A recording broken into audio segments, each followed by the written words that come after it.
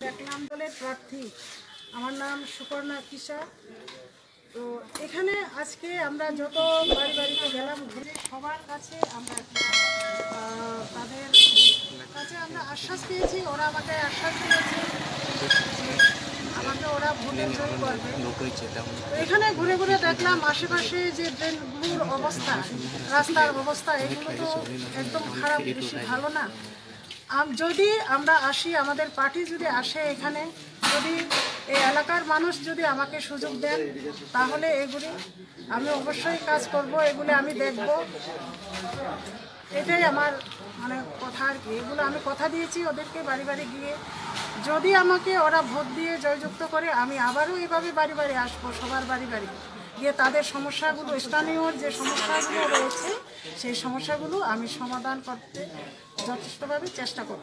জয় নিয়ে কতটুকু আশাবাদী? হ্যাঁ, জয় নিয়ে তো আমি আশাবাদী। ওরা আমাকে যতটুকু আশ্বাস দিয়েছে আমি 100% আমি আশাবাদী। নমস্কার।